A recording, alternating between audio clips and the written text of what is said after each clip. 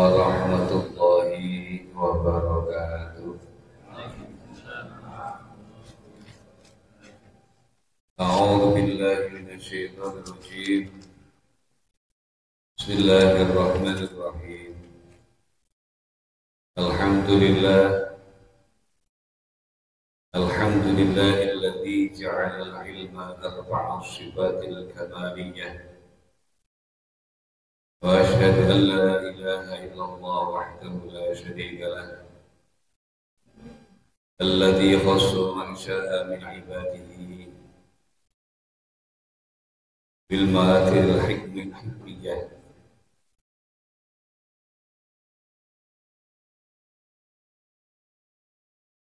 وأشهد أن محمدا عبده ورسوله الذي خصه الله تعالى بجميع كمالات العبودية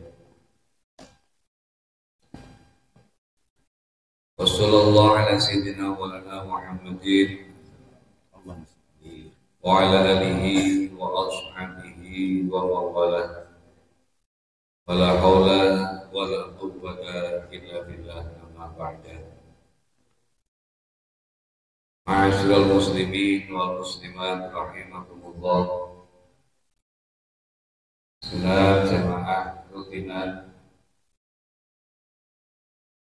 pengajian malam Sabtu yang dirahmati Allah, yang senantiasa kita muliakan dan kita hormati, segenap tokoh masyarakat, tokoh agama, para ulama, para kiai, guru-guru haji, bapak-bapak haji, bapak-bapak imam, khatib bilal, yang semuanya senantiasa kita hormati dan kita muliakan. Puji syukur kita panjatkan kehadirat Allah Subhanahu wa taala, di mana pada kesempatan malam hari ini kita sama-sama bisa hadir dalam rangka mengisi kegiatan rutinan pengajian malam Sabtu, yang mana kita berharap mudah-mudahan kita semuanya digolongkan oleh Allah SWT menjadi ahli ilmi. Amin Allahumma amin. Dan segala sesuatu yang kita lakukan tercatat sebagai amal kebaikan yang tentunya akan menghasilkan pahala di sisi Allah SWT. Amin Allahumma amin. Salawat rangkaian salam juga kita aturkan, kita doakan kepada junjungan kita Nabi Agung Muhammad Sallallahu Alaihi Wasallam. Mudah-mudahan kita semuanya yang hadir, biarpun yang belum bisa hadir, semuanya dari umat Rasulullah senantiasa diakui sebagai umatnya, sehingga mendapatkan syafaat di dunia dan akhirat. Amin Allahumma amin ya rabbal alamin. Hadirin hadirat rahimakumullah. Alhamdulillah, sekali lagi kita panjatkan di malam ini itu sudah menginjak di bulan Dzulhijjah, yang mana seperti yang disampaikan oleh Bapak Imam Shotib tadi telah disampaikan bahwa saudara-saudara kita pada kesempatan hari ini, insya Allah besok di Arab Saudi itu diadakan wukuf. Di wukufnya sana insya Allah besok Pak Sotim. Kalau kita kan hari Arafahnya minggu. Kalau Saudi insya Allah besok. Maka insya Allah jamaah haji seluruh dunia melaksanakan rangkaian ibadah haji terkhusus untuk wukuf di Arafah, itu dilaksanakan di hari esok. Sehingga sama-sama kita doakan mudah-mudahan mereka beliau senantiasa mendapatkan derajat hajat mabrurah. Amin Allahumma amin. Dijadikan hajinya haji mabrur, dan sa'inya pun menjadi sa'i sa'yan masyhura wa dzambahum dzamban maghfura. Amin Allahumma amin ya rabbal alamin. Dan kita semuanya dapat barokahnya. Amin Allahumma amin. Di haji itu puncaknya Arafah. Puncak haji itu di Arafah. Di menurut syariat tiada haji tanpa wudhu. Tanpa haji tidak disebut haji tanpa wudhu. Sehingga orang yang menunaikan ibadah haji, biarpun sudah melaksanakan rangkaian ibadah haji mulai dari tawaf qudum sampai tawaf wadah kelak, tapi tidak ada wukufnya, maka tidak lagi disebut haji, dalam arti hajinya tidak sah. Maka di saat terjadi hal yang demikian, di saat tahallul itu ibarat kita sholat salam lah, salam dengan cara cukur rambut, menggunting rambut sedikitnya 3 helai. Yang pertama itu dicukur habis. Itu nanti tahallulnya bukan tahallul haji, melainkan tahallul umroh. Ketika kau sudah melakukan rangkaian ibadah haji tapi tidak melakukan wukuf di hari Arafah, di tanah Arafah, maka nanti tahallul umroh.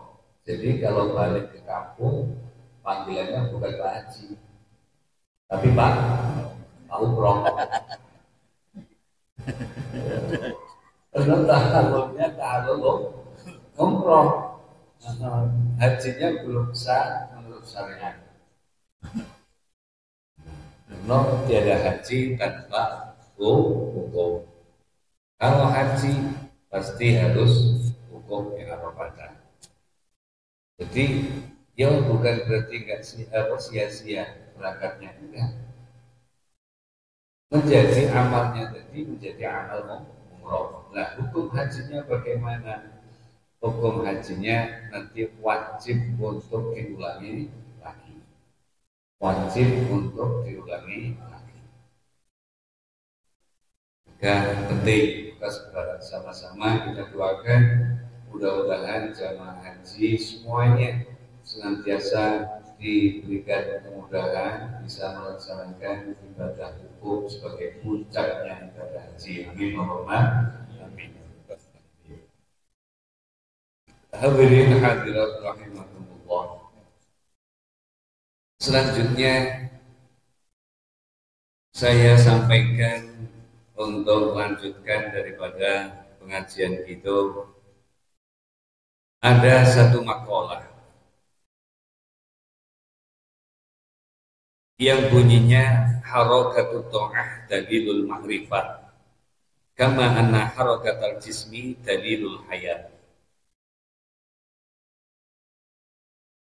Gerakan untuk ketaatan, gerakan kita untuk ketaatan, ekspresi kita untuk taat kepada Allah, itu merupakan tanda makrifat, mengetahui haknya Allah. Seperti halnya anna harakatal jismi dalilul hayat, seperti gerakannya jasad itu menunjukkan kalau masih hidup. Gerakan untuk melakukan ketaatan itu menunjukkan seseorang berarti tahu makrifat akan haknya Allah. Seperti halnya gerakan tubuh itu menunjukkan bahwa tubuh itu masih hidup, bahwa orang itu masih hidup. Misalkan kita punya kambing itu mabuk, aku cengap-cengap mau mati, tapi masih gerak-gerak, masih gerak-gerak, masih kelihatan bernapas. Oh, berarti di situ masih menunjukkan bahwa kambing itu masih hidup, biarpun apa itu cuma sedikit, menunjukkan masih hidup. Nah, kalau sudah tidak bergerak sama sekali, berarti menunjukkan bahwa tubuh itu sudah mati, entah manusia maupun hewan. Kok nggak ada gerakan sama sekali, biarpun gerakan nafas kok nggak ada, oh, berarti menunjukkan sudah meninggal. Sama kita dalam ketaatan, kok nggak ada gerakan sama sekali dalam ketaatan, maka menunjukkan bahwa ketaatan kita, kemakrifatan kita itu sudah mati. Orang kok nggak sama sekali nggak ada ketaatannya, perintah agama diabaikan, larangan agama hajar terus, dilanggar terus, itu menunjukkan bahwa dirinya dalam mengetahui haknya Allah itu sudah mati, sudah tidak ada lagi. Maka kita upayakan gerakan untuk taat dari diri kita itu senantiasa kita cukup, biarpun sedikit, syukur bisa kenceng, syukur bisa kenceng.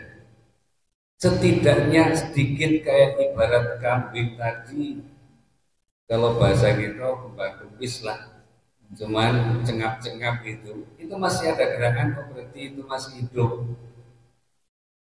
Kita ya biarpun dengan semacam ini, kegiatan yang mungkin dibilang sederhana, super sederhana, tapi alhamdulillah nggak malaikatan ya. Ada kalau bahasa kita itu malaikatan. Malaikatan itu malaikatan itu kalau nggak ada kopinya, nggak ada tehnya, namanya malaikatan. Lalu al-malaku lagi bilang la aklana wa suka wa nama lalu. Ya. Malaikat itu tidak punya bapak, tidak punya ibu, dan tidak makan, tidak minum. Lah itu duduk bareng-bareng kok nggak ada makan, nggak ada minum, berarti malaikatan. Alhamdulillah kita manusia, manusiaan. Biarpun sederhana, tapi alhamdulillah kan malaikatan. Manusiaan. Ini. Jadi ya sekecil, sesederhana seperti ini sudah menunjukkan hidupnya ketaatan. Kalau sudah nggak ada sama sekali, amaliyah itu nggak ada sama sekali, maka orang-orang dulu itu sampai cari cara bagaimana orang itu biar istiqomah, itu mencari cara, berbagai metode yang diterapkan supaya menjaga keistiqomahan. Itu para ulama dahulu. Sampai Syekh Muhammad bin Alawi al-Maliki al-Hasani itu berkata dalam makalahnya, qalilul a'mal sholih ma'at tasabbut khairun min katsiril a'mal ma'at tahawwud. Sedikitnya amal soleh tapi yang disertai dengan keaktifan itu lebih baik dibanding amal soleh yang banyak tapi kadang-kadang musiman. Kadang santri pun ada musiman wirid itu penting. Kalau pas dapat ijazah baru dari kiai, wah itu di bojone kenceng. Nanti giliran sowan menghadap kiai lain diberi ijazah lagi, gantian yang baru itu wiridnya kenceng, yang kemarin tinggalkan. Itu biasanya itu namanya tahawur gitu. Tahawur, kalau bahasa kita ngawur. Jadi sampai para ulama-ulama dahulu itu bikin metode cara supaya orang umat itu bisa amal, biar sedikit itu bisa amal soleh. Itu bagaimana sehingga sampai dengan telatennya menuntun umat, menuntun jamaahnya yang tadinya nggak bisa wirid, tadinya nggak bisa zikir, diajari zikir, dan yang diajarkan itu sesuai dengan yang diajarkan oleh baginda Rasulullah Shallallahu Alaihi Wasallam. Lah kalau kita kok misalkan, nah sekarang kita gini, tahlilan. Pernahkah kita tahlilan sendirian di rumah? Ya mungkin pernah lah, tapi jarang. Di rumah, di kamar kok tahlilan. La ilaha illallah, la ilaha illallah, la ilaha illallah, la ilaha illallah, la ilaha illallah. Pokoknya kayak tahlilan yang kayak tadi, kayak shooting tadi. Dewean di rumah kira-kira sering ngomong kan? Lah, tapi di saat kok kita bareng-bareng, bisa kita bisa kita tahlilan. Itu manfaatnya ketika kita bareng. Di saat bareng-bareng kita bisa melakukan, tapi kalau sendirian belum tentu bisa. Ini manfaatnya. Nah itu ada orang yang mengatakan itu nggak diajarkan oleh Rasulullah kalau zikir wirid bareng-bareng. Apalagi dengan mengeras suara kenceng. Ya, dalilnya ada itu. Dalilnya ada itu hadisnya. Hadisnya mana? La tad'u ala rabbil asom. Kata Rasulullah, kamu itu tidak berdoa dengan Tuhan yang tuli. Jadi ada hadis itu yang isinya Rasulullah itu dibilang melarang enggak, tapi di situ ada bahasa bahwa kamu itu kalau berdoa enggak kenceng-kencenglah, Allah itu mendengar. Lah asbabul wurudnya hadis itu bagaimana? Asbabul wurudnya hadis itu dulu ketika para Rasulullah dengan para sahabat pulang dari perang untuk merayakan kemenangan perang. Ya, ketika pulang itu kan sampai badan kesel, terus pada istirahat. Rasulullah istirahat beserta para sahabat. Biarpun dalam kondisi capek, mereka merasa bahagia karena menang perang. Terus ada salah satu sahabat itu di saat Rasulullah dan sahabat yang lain istirahat, dia meke-meke dengan suara kencang, Allahu Akbar, Allahu Akbar, Subhanallah, walhamdulillah, wa la ilaha illallah, wallahu Akbar.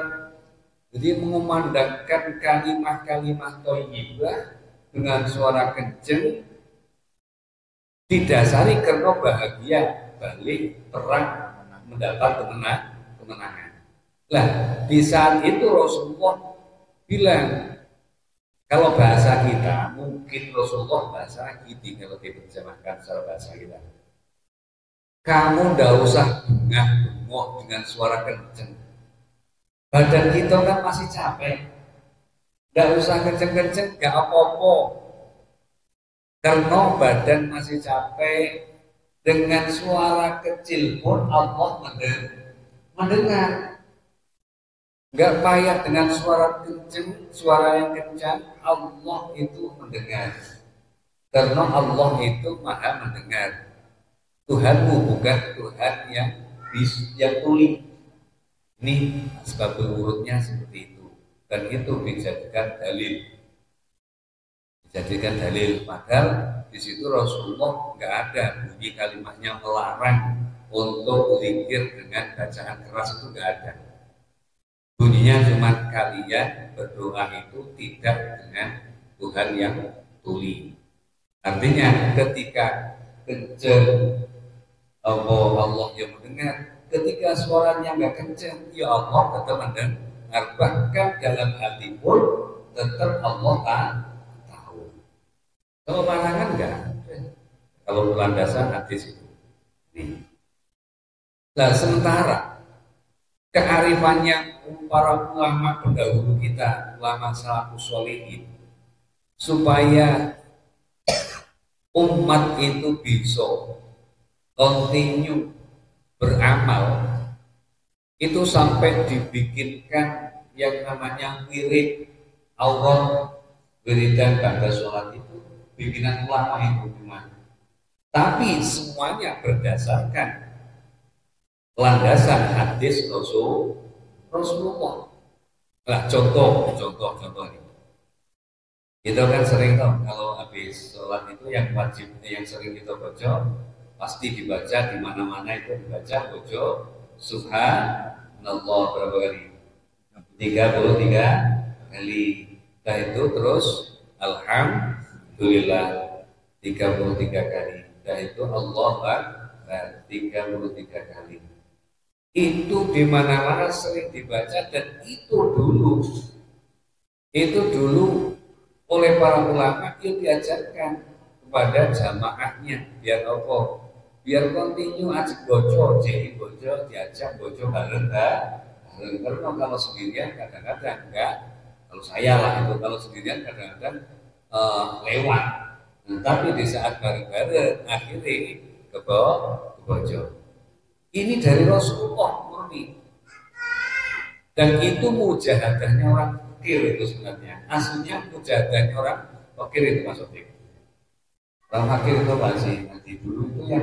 Karena orang fakir dulu itu sangat sensitif ketika melihat kebaikan.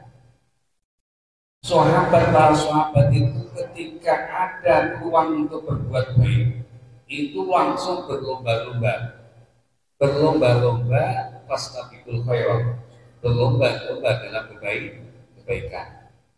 Sampai kita pernah mendengar ceritanya sahabat Abu Thalhah yang ingin menginfakkan menjadikan dari sebagian hartanya dari kebun yang paling disayangi, paling bagus yaitu kebun Bayraqah. Karena ada turun ayat lantana lulbiro hatta tufiku madhahib di juz 4 ya, awal juz 4 itu. Tidak akan kalian memperoleh kebaikan yang hakiki di saat kalian tidak bisa menginfakkan harta Allah sebagian yang dicintai. Lah, tergugah sahabat Abu Thalhah karena punya kebun yang paling bagus ya di samping berhadapan dengan Masjid Nabawi Madinah. Dan kalau dulu kebun kurma, kalau sekarang kebun apa masih? Tokoyo. Nah itu kebunnya apa itu sahabat Thalhah itu termotivasi dengan ayat tersebut, langsung berlomba-lomba ingin, aku punya kebun ini, ingin yang dipakai.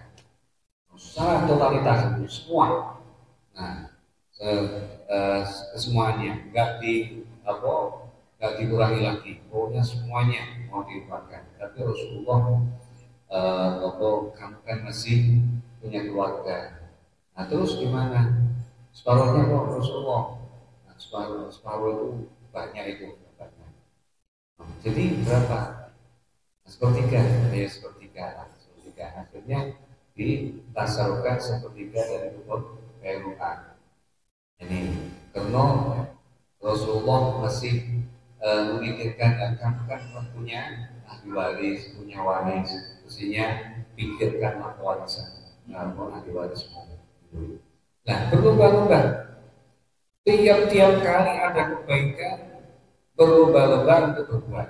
Nah, sementara yang paling menang dalam berlomba-lomba kebaikan itu adalah golongan orang yang kaya, wong sing sugih-sugih itu yang paling menang. Lah ada mau infak Mau infak untuk perjuangan Islam yang bisa berbuat orang kaya. Orang fakir apa cuma nonton. Mau bikin masjid, bikin musola yang bisa perang penuh orang kaya. Orang miskin bisanya cuma sekedar mendoakan.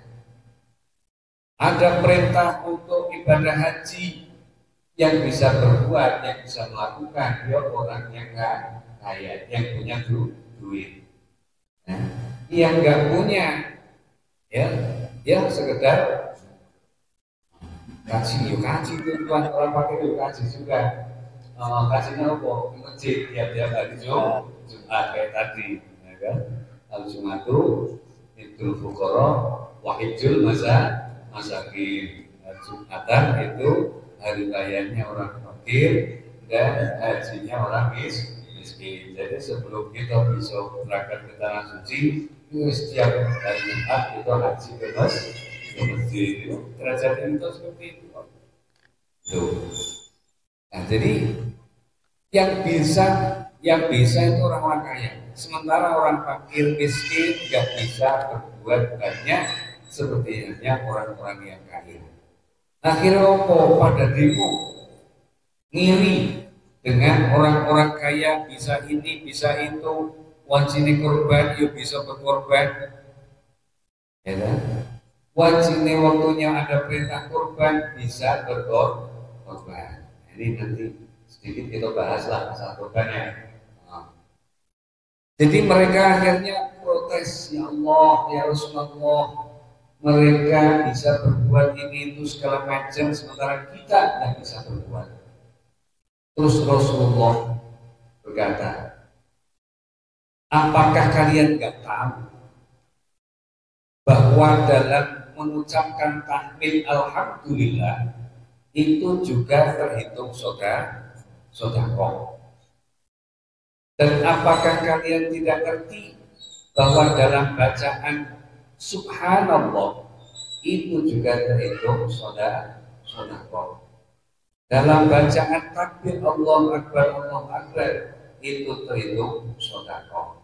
Jadi kalau nggak bisa sedekah, nggak bisa infak, nggak bisa berbuat dengan harta karena nggak punya, yo rajin-rajin bojo, alhamdulillah, subhanallah, Allahu akbar. Sampai ditekankan oleh Rasulullah, barang siapa mangkola subhanallah walhamdulillah wallahu akbar salasaina marrah 33 kali. Salasan wa salatina marratan 33 kali. Kapan? Tiap-tiap kali fiduburi kuli sholatin.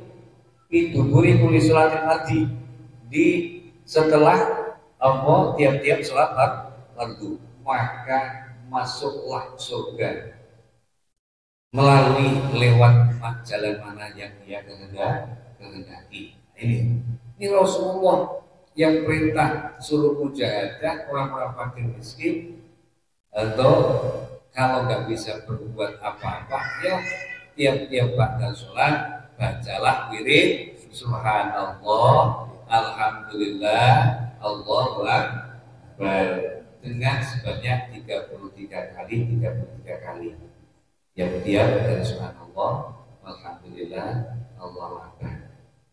Ini mujahadahnya orang-orang fakir aslinya. Tapi kalau orang-orang fakir sudah dapat peluang kayak itu, yang suki, yo ikut-ikutan, melok, ikut mengamalkan. Itu nggak usah dirubung lah. Allah itu akan memberikan pahala tidak mengukur daripada seberapa banyak daripada apa yang kita nafkahkan, kita infakkan, melainkan seberapa berat dari apa yang kita nafkahkan, kita infakkan. Orang kaya sedekah misalkan senilai 1 juta enteng. Orang fakir sedekah 100.000 nggak terasa berat. Itu bisa jadi pahalanya masih banyak yang 100.000 dengan rasa berat karena memang tak punya tadi. Tapi bukan rasa berat karena pelit, enggak. Beda. Rasa berat karena cetil, pelit, ayo. Nah itu. Karena memang enggak ada. Jadi kadang-kadang ada orang ya nggak bisa, nggak punya apa-apa, tapi masih bisa berbuat untuk orang lain. Seperti yang dicontohkan oleh para sahabat. Walau kana alaihim khasasah. Dan wa yufiruna anfusahum kana alaihim khasasah. Mereka membelakangkan kebutuhan diri sendiri biar demi untuk orang lain, biarpun dirinya sendiri dalam ditimpa dalam kesusahan. Jadi sampai akhirnya para ulama untuk menjaga mopeni, menjaga umatnya, menjaga jamaahnya biar kontinu dalam beramal yang masih kita hidup tadi.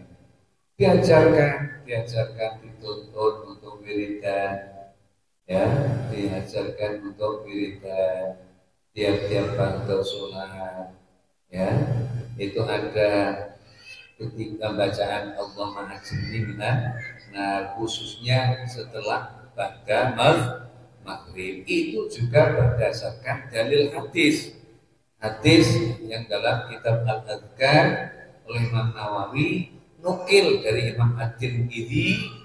Nah, itu ada bunyi yang sering kita dengar, kita baca, Allah ma'ajibni minan itu ajaran Rasulullah dan itu hadis muttafaqun alaih sahih, bisa dilihat dalam Sahih At-Tirmidzi, dalam Sahih Bukhari juga ada. Terus ada bacaan la ilaha illallah, la ilaha illallah, habis astagfirullahaladzim, itu juga berdasarkan hadis semuanya berdasarkan hadis, sampai baca Fatihah, ada baca ayat kursi, ya, baca akhir surat Al-Baqarah, itu semuanya juga berdasarkan ajaran Rasulullah. Jadi kita nggak usah ragu, ya. Adapun kadang kita lakukan secara jamaah maupun tidak, itu terserah kita. Cuma paling enak itu ketika bareng-bareng. Kalau menurut saya sendiri, kalau menurut pribadi saya sendiri itu, karena kadang-kadang kalau sendirian itu banyak kelantur, lali, lupa. Tapi kalau ketika bareng itu insya Allah bisa terjaga, kontinu. Insya Allah. Jadi itu sementara saya itu kemarin bertemu dengan orang kiai. Beliau barusan keliling di Timur Tengah, ziarah makamnya Nabi Yusuf, ziarah makamnya Nabi Musa. Jadi makamnya Nabi Yusuf itu di bawah nggak terawat, di bawah kandang unta. Terus jorok udah karuan pokoknya, nggak terbiara di sana. Nah terus ziarah pokoknya ke tempat-tempat para nabi-nabi dahulu, ke tempat para aulia, termasuk Imam Syafi'i dan lain sebagainya. Lah di sana beliau itu ketemu dengan mufti sana, terus sharing dengan bangsa Indonesia itu bagaimana kok bisa hidupnya rukun, damai, bahkan sebenarnya mendekati yang lebih pantas lagi Baldatun Thayyibah Ponorogo itu Indonesia. Itu apa? Nah, terus saling sharing seperti itu. Rupanya di Timur Tengah itu, di antara penelitian mereka, itu jarang ditemukan seperti halnya majelis zikir seperti halnya di Indonesia. Kalau di Indonesia itu banyak jamaah majelis zikir, majelis istighotsah yang dilaksanakan secara bersamaan. Di Timur Tengah kurang. Lah kadang ada. Nah dulu Rasulullah nggak ada istighotsah bareng-bareng dulu. Nah kita itu jangan membandingkan dengan Rasulullah. Rasulullah dengan satu orang. Nah, zaman Rasulullah masih ada Rasulullah. Yang doa Rasulullah tok itu mandi. Nah, kalau sekarang nggak ada yang doa seperti halnya mustajabahnya Rasulullah. Bisa nih kita biar mustajabah berdoa secara bersama. Paham tidak? Nah, zaman kita mungkin ada Rasulullah yang bisa doa dan mandinya mustajabahnya seperti Rasulullah. Nggak masalah. Dan doanya kita. Kalian ya. Ini biar doanya kita ini mustajabah, kita berdoa munajat sama Allah dengan bersama-sama. Kita misalkan ngadep dengan DPR di kantor DPR, saya ngadep sendirian ke sana, ya cuma cengir. Giliran saja jamaah ini ke sana bareng-bareng. Nah, langsung digulirgi koordinatornya siapa, dicari, dan itu disambut. Itu ibaratnya seperti itu. Paham ya? Bisa diterima. Itu zaman Rasulullah yang berdoa. Ya, kalau zaman sekarang nggak ada lagi Rasulullah, maka jangan dibandingkan zaman Rasulullah. Kenapa dulu Rasulullah nggak munajat bareng-bareng? Rasulullah tetap munajat. Sholat istisqa Rasulullah itu namanya munajat bareng-bareng sekampung dijadikan satu, bahkan sampai hewan-hewannya ikut serta diajak untuk munajat. Rasulullah mengadakan ritual. Pernah saya terangkan masalah ritualnya Rasulullah. Rasulullah pernah mengadakan ritual di saat sholat istisqa. Apa ritualnya Rasulullah? Rasulullah di saat khutbah itu memakai sal itu diletakkan di pundak sebelah kanan. Nah di pertengahan khutbah Rasulullah memindahkan salnya di sebelah kiri dan dibalik yang tadinya di bawah menjadi di atas, yang tadinya atas di bawah dipindah ke kiri, yang tadinya di bawah menjadi di atas, yang tadinya di atas di bawah dibalik. Nah terus ditanya oleh sahabat, kenapa kok Rasulullah berbuat seperti itu ya Rasulullah? Karena biar Allah itu merubah keadaan. Lah Rasulullah melakukan ritual dengan cara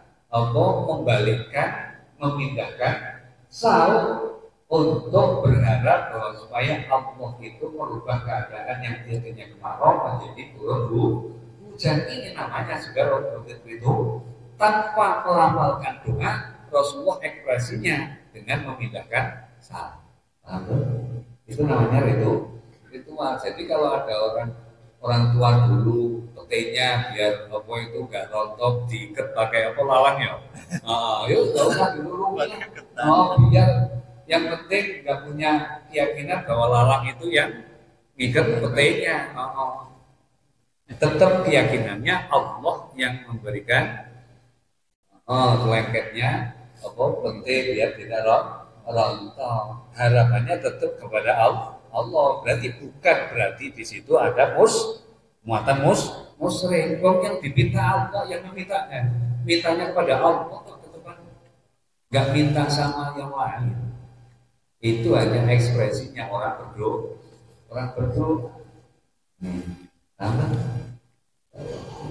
Kan itu enggak, kalau paham kayak itu enggak mudah itu menyalahkan orang lain.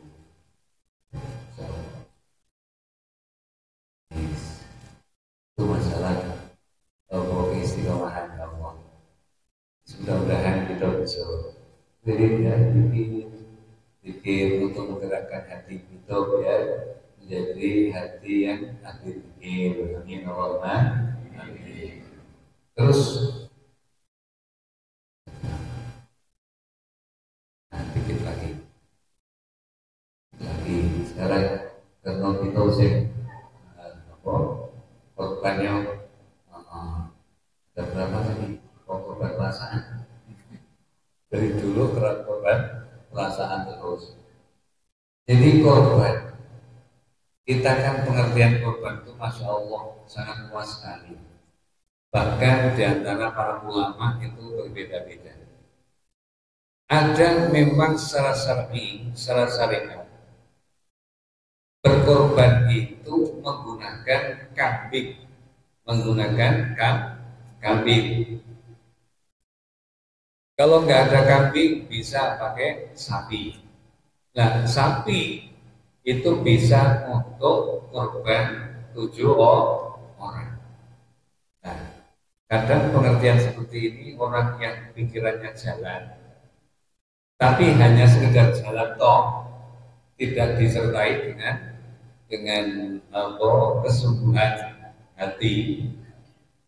Ini, lah itu sapi satu ditumpangi orang 7. Loh, kalau sapi yang korban itu gendut-gendut kayak Pak Supri itu kira-kira itu lah Pak Sode. Itu pula 7. Nah, sementara sapi ini cuma regane 12 juta ci. Nah, katanya kalau yang penting cukup umur, tapi kecil, sementara yang korban itu gendut-gendut. Katanya, kata orang-orang dulu, sapi korban itu kelak untuk utang kendaraan. Loh, yo kuat kilo-kilo. Kalau sapinya itu kecil, sementara yang korban itu besar-besar. Hal yang seperti itu merupakan bahasa kinayah. Hanya sekedar bahasa kinayah. Karena kalau memang salah hak, secara nyata prosesnya seperti itu nanti ruwet. Loh, misalkan saya, Pak Sodik, Haji Nardi, nanti tambah orang Pak Edi, nah itu berkorban, kita berempat, sapi satu berempat. Oh, berarti longgar masih ini, menjadikannya orang 7, dalam masih longgar masih 8 lah. Cuma repotnya kalau rumusannya seperti itu. Lah kalau jatahnya masuk surga antara saya, Pak Sodik, Pak Haji, Pak Edi itu berbeda-beda. Jatahnya saya misalkan tahun ini, jatahnya Pak Edi tahun besok. Nah, maksud saya suruh nunggu Pak Edi juga lah. Pak Edi saya masuk surga dulu lah. Maksud nunggu setahun lagi. Kan gitu. Kalau keles yang kayak itu, makanya itu udah usah lah. Hal yang seperti itu kok kita bahas, karena kalau nggak bahas, kalau dibahas nggak masuk dalam akal. Itu sebagai bahasa kinayah. Bahasa kinayah bahwa udhiyah markab, bahwa hewan kurban itu sebagai kendaraan, itu sebagai bahasa kinayah. Bahasa kinayah. Kalau dibilang kendaraan, ya saya milih pesen Pajero lah daripada sapi. Pak sapi warga, ayo tekor mendingan Pajero kayak Fortune kayak mana lah, ya orang saluran saya dari Innova lah. Tapi itu apa? Masuk sapi, numpak apa? Naik sapi ke surga. Kan itu lagi-lagi karena hanya bahasa kinayah. Nah, sehingga menurut syariat menggunakan kambing, dan kambing satu dengan kita sapi bertujuh, sapi satu kita orang 7, sama kita kambing satu untuk orang 1, itu menurut syariat lebih utama yang kambing sendirian. Itu yang pertama. Nah terus nih hal yang gak berlaku lah, cuman menurut hukum itu berlaku dalam arti diperbolehkan. Bagaimana kalau berkorban dengan kambing betina dan jantan. Pada umumnya kan jantan lah. Nah, jantan. Boleh apa enggak? Sah apa enggak? Hukumnya sah. Sah boleh, ya, boleh berkorban dengan hewan yang betina. Lah kenapa itu agama sering kok ada di garis bawahi ingkatrot nasbanu, kalau banyak hewan ternaknya.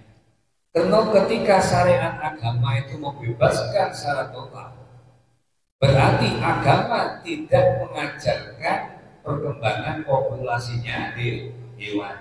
Kalau memang istilahnya dilegalkan secara total, yang betina bahkan lebih bagus, ya ketean. Nah, kalau sudah disembelih hidupnya apa? Brand apa? Jangan tahu itu kan kasih. Maka apa itu dengan syarat digarisbawahi kalau banyak hewan ternaknya. Kalau sedikit, ayo hewan apa itu yang jantan. Cuman budaya kita itu kan kalau jantan lebih di tempat itu kan kalau jantan lebih mahal karena yang sering berlaku untuk hewan korban. Jadi ya segala sesuatu yang penting kita ngerti hukumnya. Jantan bagus, betina ya bisa. Bahkan sebagian ulama yang namanya Imam Ar-Romli. Imam Ar-Romli itu salah satu ulama yang masya Allah kalau diikuti paling ringan banget. Bahkan ketika satu kambing ya, kok besok hari Senin atau Selasa disembelih, diniati untuk korban, sama kebetulan dulu belum akikah.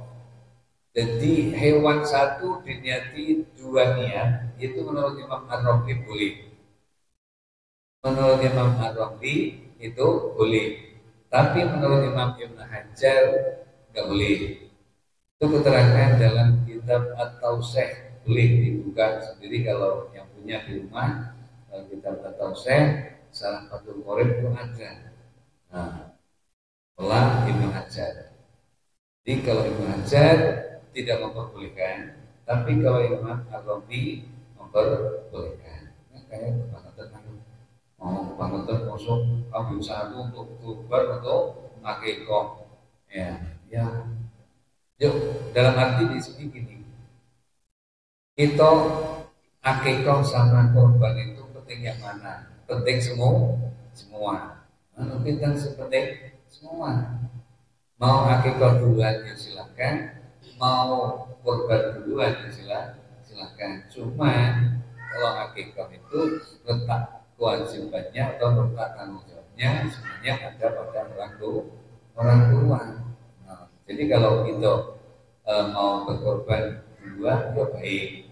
Tapi kalau ingat sama orang tua, kasihan orang tua dulu belum bisa akikah kita, merupakan tanggung jawab orang tua, terus kita mau akikah duluan, ya silakan. Kalau pertimbangannya seperti itu, artinya apa? Sama-sama baiknya lah. Jangan dibikin ruwet. Nah, nanti ketika sudah melakukan niat yang baik tadi, insya Allah akan memberikan jalan untuk bisa melakukan yang lain. Itu pasti. Yang penting ada niat yang sungguh-sungguh. Terus ini masalah udhiyah dan wajib disembelih di hari nahar atau tanggal 10 bulan Dzulhijjah. Itu batas minimal gajinya itu setelah sholat Id. Kalau mau disembelih sebelum sholat Id, maka tidak lagi hukum udhiyah, melainkan menjadi hukum sedekah lahmi. Jadi sedekah daging biasa, enggak menjadi ibadah udhiyah. Itu kalau sebelum sholat. Nah, sebelum sholat yang mana? Ya sekampung itu. Misalkan di masjid kita ini. Nah, kok menyembelihnya sebelum sholat? karena nanti ada sesuatu habis sholat Idul Adha akan ada sesuatu yang lain, jadi dipercepat disembelih duluan habis subuh, ya belum bisa. Nah terus dan wayang tentu waktu menjadi panjang waktunya udhiyah sampai kapan? Sampai akhir hari tasrik, itu tanggal 11, 12, 13. Jadi kira-kira misalkan hari ini sapinya 7, misalkan sapinya 7 lalu sekaligus kayaknya ya nanti mabur daging ya. Jadi nanti sekiranya hari ini sudah kira-kira 2 hari lagi itu sudah habis. Nanti tanggal 12 mulai lagi itu boleh tidak sekaligus. Itu waktu. Ada batasan waktu tertentu dalam udhiyah dengan berkorban. Nah sekarang dari tahun ke tahun kok adanya korban apa kan? Korban perasaan. Tiap tahun kalau ditanya korban perasaan itu bagaimana? Menurut sebagian ba'dul ulama al-arifi, di saat udhiyah Idul Adha kita dianjurkan untuk berkorban, tidak membatasi harus berkorban menyembelih kambing atau sapi dan lain sebagainya.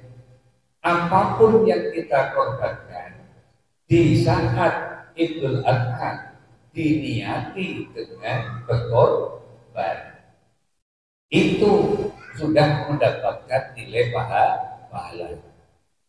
Nilai pahala berkorban. Kita punya ayam. Nah, pas kebetulan Idul Adha itu kok disembelih, diniati korban, itu enggak masalah. Daripada enggak terencanaan tuh, menunggu kambing lagi ayo. Punya ayam manjang kalau bertanya katanya dari tahun ke tahun korbannya korban perasaan. Ya kali-kali enggak usah perasaan lah. Ya, ayam jadilah disembelih untuk keluarga, ya sedekahkan untuk tetangganya. Yang penting nggak usah bikin panitia lah. Disembelih ayam untuk bikin panitia. Boleh. Itu menurut Bangkul Arifin. Jadi Allah itu lain Allah nasa dalam sahaitan. Setiap hambanya itu ketika mau berbuat kecil apapun, memang keinginannya kuat, insya Allah nilai pahalanya oleh Allah. Kita berkorban. Apapun senilai sekira kita mampu. Belum mampu beli kambing, ya beli ayam. Tentu kita niati berkorban. Itu yang kadang-kadang di sebagian ulama pun ada yang memperbolehkan seperti itu dan udhiyah menurut hukumnya itu sunnah mu'akkad,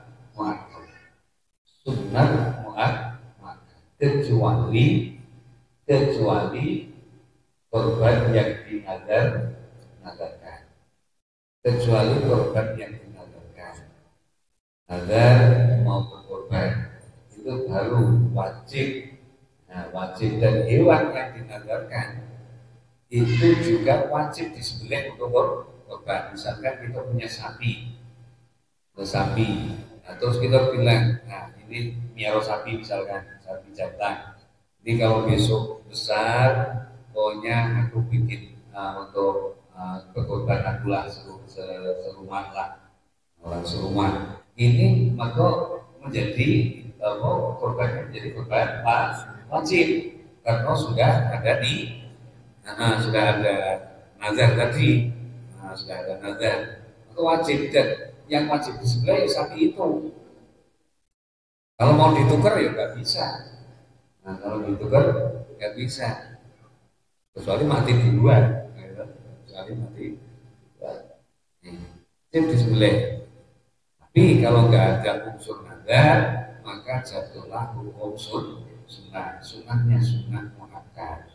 Nah, terus disunahkan itu, jadi muakkadnya akan hilang di saat satu keluarga itu sudah ada salah satu yang pernah berkorban. Nah, ini bukan berarti pengertiannya seumur hidup. Korban itu sekali itu enggak. Ini kadang-kadang salah paham. Haji, enggak korban haji. Dulu kan aku sudah. Juga, sering kan kali itu. Pak, enggak korban. Aku sudah. Nah, ini pengertiannya berkorban itu hanya sekali itu. Padahal enggak. Mau tiap tahun kita berkorban, itu masih dianjurkan dan sangat baik. Ada istilahnya itu, dulu aku sudah. Jadi kalau orang kaya kok modelnya seperti itu, nanti yang lainnya belum bisa, yang bisa dia saja. Sementara dia pedomannya katanya dulu pernah berkorban, maka istrinya apa ya enggak ada berkorban. Dan manfaat berkorban itu pertama mengorbankan, mengikhlaskan dari sebagian apa yang kita miliki, seperti halnya dinisbatkan mengorbankannya Nabiullah Ibrahim alaihi salam, tanpa ulang dengan Nabiullah Ibrahim. Tanpa ulang. Ini berapa beratnya? Kalau kita cuma mengorbankan kambing, nggak sebanding pengorbanan Nabi Ibrahim yang mengorbankan anaknya. Tapi semua dilakukan karena dasar perintah Allah. Ketika sudah perintahnya Allah dan Rasulnya, maka ditegaskan oleh Al-Quran, maka limu'minin wala mu'minatin idza qadallahu wa rasuluhu amran ayyakuna lahu khiyaratan min amri. Gak ada alasan bagi orang yang beriman, baik laki-laki maupun perempuan, ketika Allah dan Rasulnya telah memutuskan hukum, tiada pilihan lagi untuk mencari jalan lain. Ya sudah, ketetapan yang ditetapkan oleh syariat, perintah Allah, perintah Rasulullah, nggak usah kemana-mana mencari jalan yang lain. Kalau itu memang sudah nas Quran, maka ya wajib. Kalau itu sudah memang betul-betul secara sharih itu perintah Rasulullah, maka menjadi perintah apa itu syariat agama akan timbul hukum dalam ilmu syariat, hukum wajib. Masalah berkorban, mudah-mudahan kita semuanya bisa lakukan, diberikan kelapangan dari Allah SWT, bisa melakukan ibadah khususnya dalam bulan Dzulhijjah ini yang Allah. Amin. Dan untuk besok itu puasa, disunahkan puasa, namanya puasa hari tar. Kalau dalam kita kan besok masih tanggal 8, masih 8, tanggal 9-nya hari Minggu. Jadi tanggal 8 bulan Dzulhijjah itu juga disunahkan untuk puasa, namanya puasanya puasa tarwiyah, ya, hari tarwiyah. Niatnya bagaimana? Ya, niat puasa tarwiyah, ya tarwiyati kita. Lah, tanggal 9 itu juga disunahkan untuk puasanya puasa Arafah. Niatnya niat puasa di hari Arafah. Alhamdulillah, mudah-mudahan kita semuanya bisa melakukan daripada apa yang diajarkan oleh Rasulullah Sallallahu Alaihi Wasallam. Amin ya Rabbal Alamin. Sekian yang kita sampaikan, semoga ada manfaatnya. Lebih kurangnya sudah mohon maaf yang sebesar-besarnya. akhiri Allahumma fi Wassalamualaikum warahmatullahi wabarakatuh. Waalaikumsalam.